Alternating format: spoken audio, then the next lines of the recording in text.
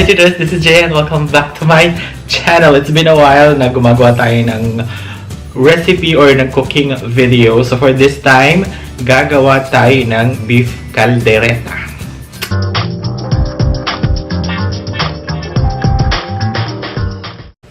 So sa recipe ito, gagamit tayo ng mga sumusunod na ingredients. So meron tayong olive oil,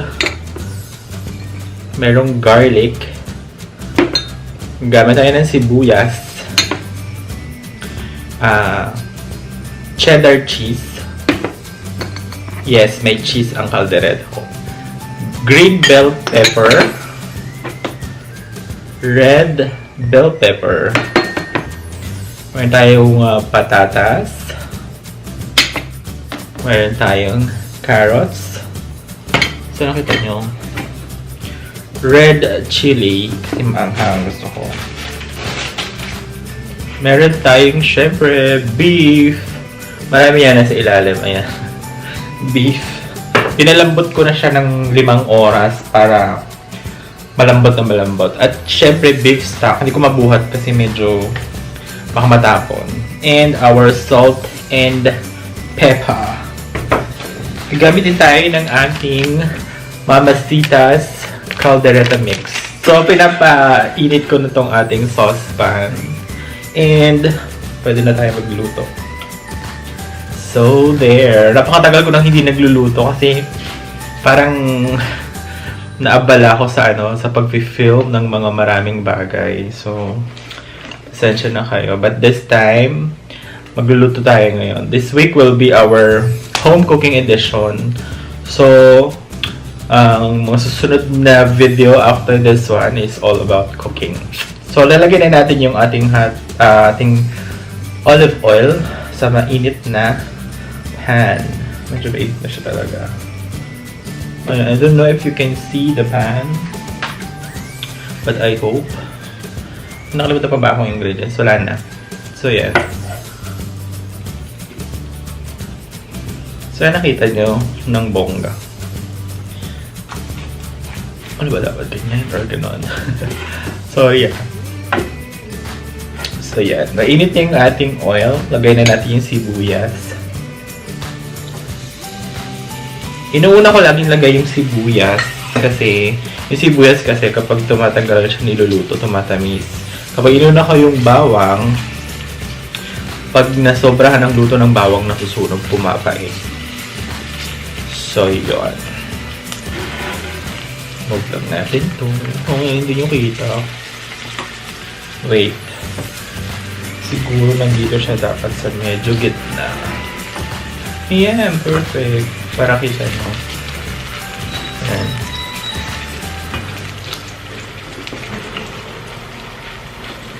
I guess this is enough para makita nyo yung aking niluluto.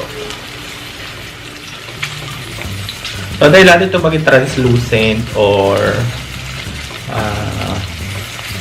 mga 1 minute, ganun lang. Then, susunod din natin itong bawang. Tada. Yan.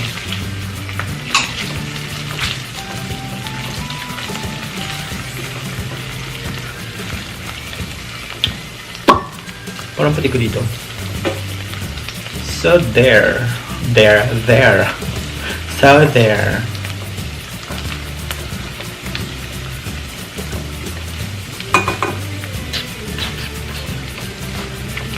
Ay, kapag luto na yung bawang, medyo golden na siya. Sunod na natin tong baka. Pinalambot na baka. Ayan. Isa lang naman ang kakain. So, parang this is enough for me.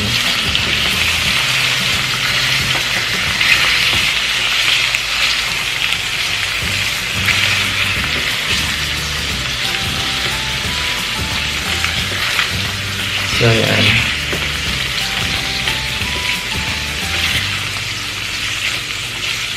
Nilang natin ito ng konti. Saute ng konti. Let's just saute for a while.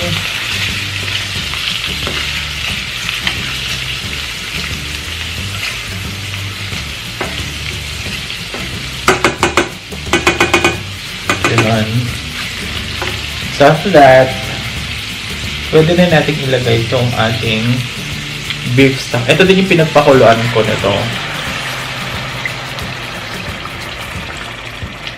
Ng ating beef. So, hindi naman nasayang yung ating pinagpakuluan. So, yan din yung ginamit natin. So, yan. Cover lang natin to. Antay natin kumulo. And, proceed tayo sa ibang ingredients. So, inantay lang natin itong kumulo. And after mga 10 to 20 minutes, kasi malambot na yung baka natin, 10 to 15 minutes, balikan natin to. So, ayan. Kumukulo na yung ating caldereta. Ating niluluto. Kumukulo na yung baka. So, lalagyan na natin na mix. Lagyan na natin itong caldereta mix. Siguro kalahati lang nito. Kasi konti lang naman. Sige, lahat na natin.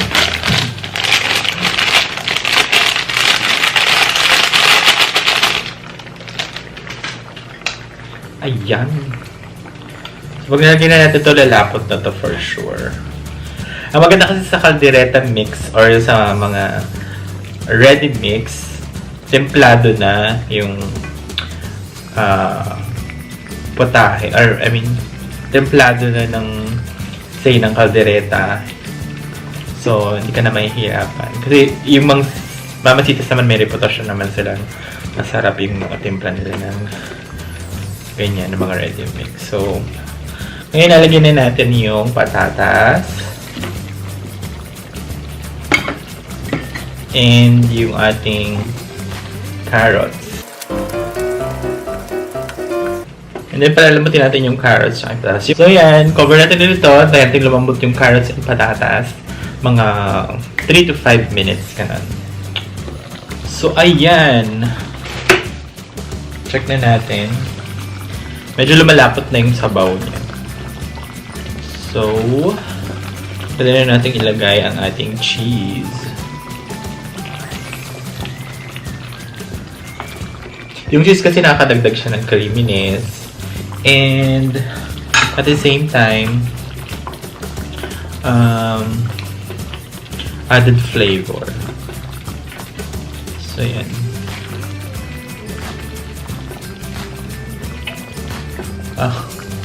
Watalsek. Patok malapit. Ayan. So, ilagay tayong konti. Nagugutom na ako, besh.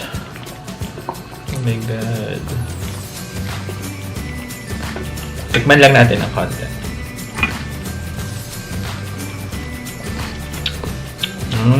Sarap na. Lagyan natin ng konting paminta. Yan. And konting salt. Konti lang. Kasi may lasa na yung kasi templado na yung caldereta mix natin. So, konting na lang. Seasoning. So, yan. Konti na lang. By this time, lalagyan na natin yung chili. Pwede nyo ilagay yung chili after, pero gusto ko siya maluto. Then, the green bell pepper and the red bell pepper. Ayan. Ganda rin ng kulay.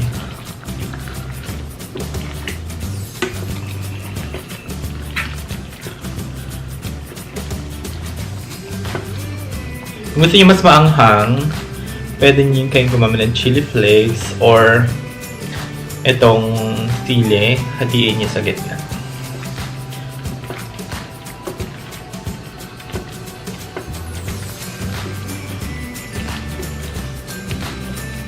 There. Ganda na niya.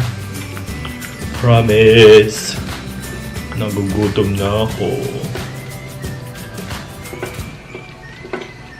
Konti na lang to. Maybe 2 to 3 minutes. Simmer lang natin ng 2 to 3 minutes. And then, we are ready to go. So, ayan. Malapot na. At tapos na tayo sa ating... my God. So, ayan, titingnan natin. Aha, perfect na siya. Malapot na siya at ready na siya to plate. So, ilalagay lang natin ito dito. For the last time, tikman natin. Ayan. Apel. Muna siyang kainin. Lalagay na natin siya dito. To plate. Wait.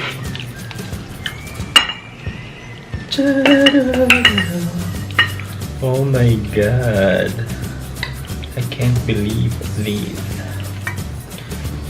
Yada. So, ito na ang ating beef caldereta. Oh, tinawatapan. Thumbnail. So, ayan ang ating beef caldereta. I hope you enjoyed this video. In my next video, we're going to do a mukbang of this beef caldereta. So, abangan ninyo ang ating pagmumukbang ng beef caldereta. See you on my next Tuesday. Bye!